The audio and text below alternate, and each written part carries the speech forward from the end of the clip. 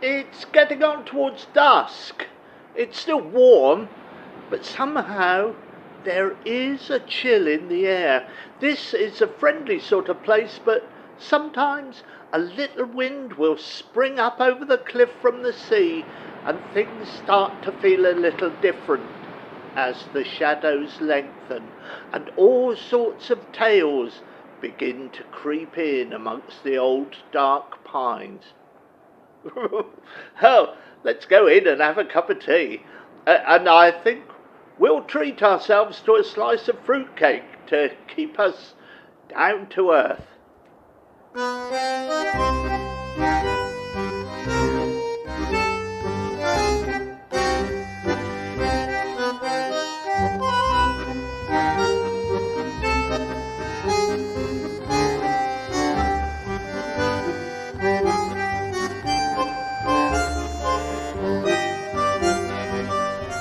Hello, I'm Peter John Cooper. Just recently, there was a report of something prowling on the West Cliff after dark. They're all nonsense, of course, but anyway, today's tale from the cliff edge is being read by Elinor Cooper.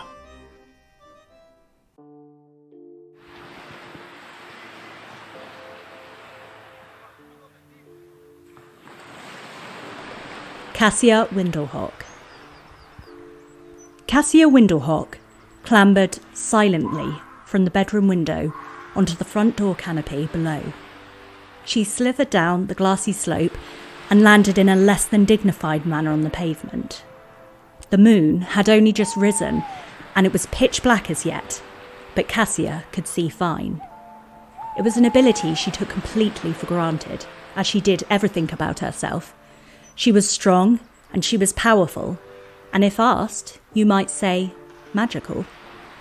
She possessed the apparently magical ability to move through the world with a sort of insouciance born of self-assurance and confidence in her own powers, although that could make her an uncomfortable companion at times.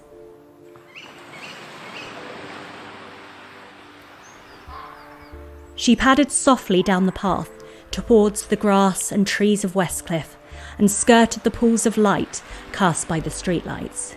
She kept to the shadows. She knew something strange would happen tonight. Here in the deep shadows of the twisted pine trees, and she knew only she could confront it.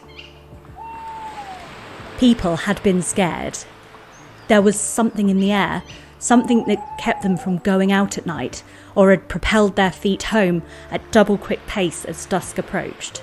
Some indefinable sense of dread settled over the green and pleasant area of the Westcliff like a grey miasma. Cassia Windlehock was not scared. Fear had never been part of her makeup. It was, perhaps, another of the qualities that set her apart. She followed her usual route, keeping to the long grass at the side of the path, until she came to the cliff edge. The hair-thin crescent moon was now bright and strong in the sky, and she gazed out across the bay, where the water sparkled and danced with sapphire, and the little waves gave their steady, soothing rush and fall. But the sea had no great attraction for her. She had not the power over water that she had over the other elements, and continued her way, stopping every so often to listen. What she was listening for, she couldn't tell, because it was a sound she had never heard before. But she knew it would be there, a vibration in the ether. Somewhere tonight there was a powerful presence that existed as much in the mind as in this world that people called real. Tonight she would find it and see it. She would manifest it from the darkness. She glided silently across the carpet of dead leaves, another gift perhaps, deep under the twisted pine trees into a little clearing she knew surrounded by brambles and little holly and hawthorn bushes.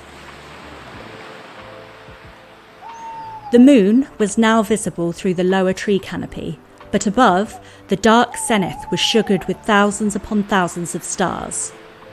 Whatever it was would have to come soon, she thought, because the nights were still short enough for the pale light of dawn to start blurring the edges of the shadows in only a few hours.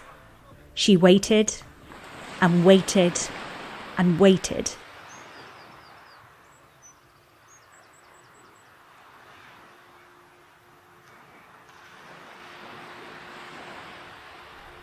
She could sit for hours not moving a muscle and without having to shift about. It was a motionless, mesmeric state, and it was her greatest quality. She sensed something approaching, something that brushed against the dark undergrowth, something that just rattled the dry leaves. Cassia Windlehock was on full alert, but before the creature emerged into the moonlight, she could tell by the sudden rank smell that it was a fox. The fox padded into the clearing and stopped. He had seen her, and stood still, ears flattened, made uncertain by her unexpected presence. And, like foxes do, he began circling, wary, keeping out of full view but facing her. Foxes are always on the lookout for something that might be useful to them, or edible, so while he was making up his mind, he kept circling in a half-crouch. Suddenly, Cassia Windlehock hissed, and he leapt back startled, but was not going to retire that easily. He was desperately hungry, as he always was, and pickings had not been fat that night. Cassia made a lunge for him, making herself as big as possible.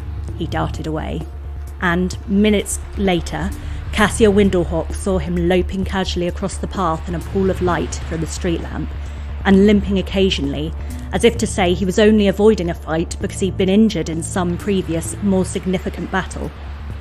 Cassia Windlehock didn't care one way or another about his hurt, vulpine feelings. She was here for something greater than a fox. She settled down again and waited on. And then she sensed another presence. It was easy to identify this newcomer. There was a loud snuffling and grunting, and a devil-may-care rustling and crashing about in the undergrowth.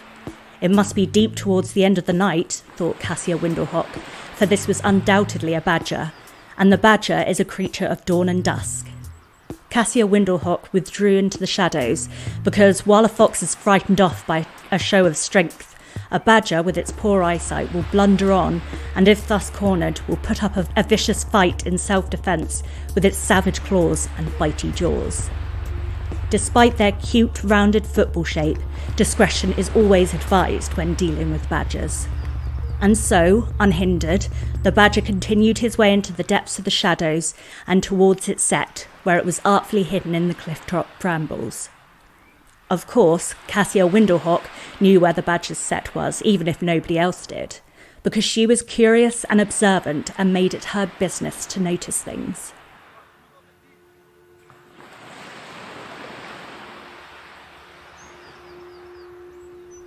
It must come soon, thought Cassia Windlehock, and she strained to hear anything more than the hush of the waves and the soft soughing of the night breeze in the tree branches.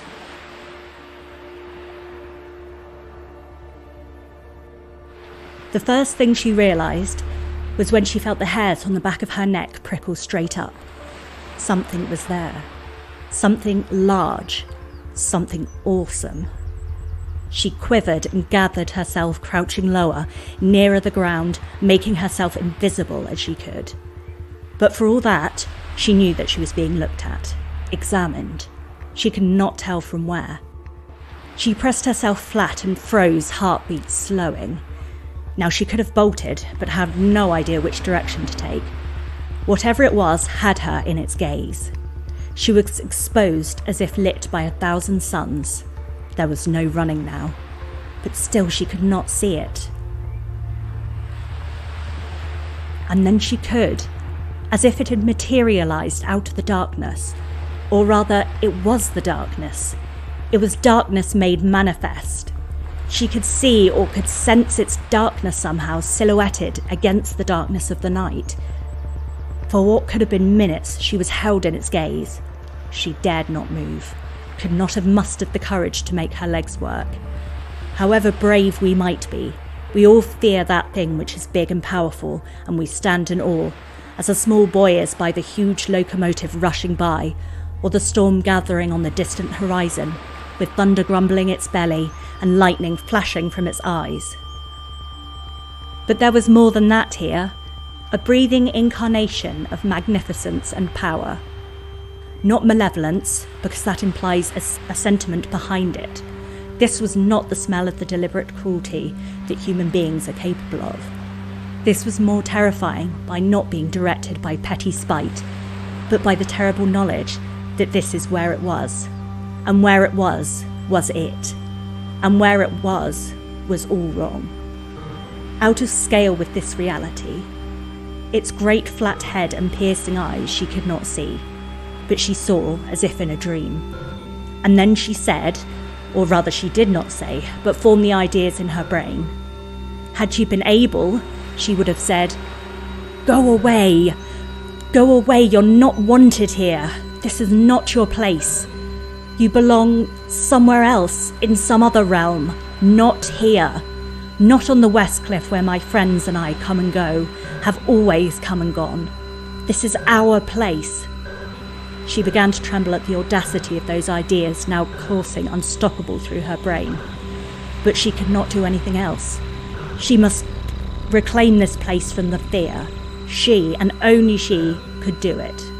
"I abjure thee, be gone." There was no fear, as she knew no fear, but the coldness chilled her and told her how close she came to being extinguished.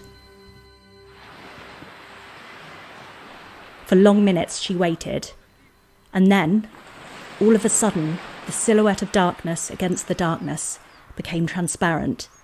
The hairs on her neck ceased to horripilate, and the breath gradually returned. It, had gone, and she had reclaimed this precious space. She stretched and shook herself, and in the grey light of dawn she made one last circuit of the cliff edge. She saw where the fox had been nosing through the waste bins and had dragged some old takeaway cartons out on the grass. She saw the hidden tunnel through the brambles which led down to the badger's set. What she saw was as it should be. She stretched again and padded back to the doorway to the flats, where she curled up on the steps and slept in the warming dawn, waiting for somebody to let her back in.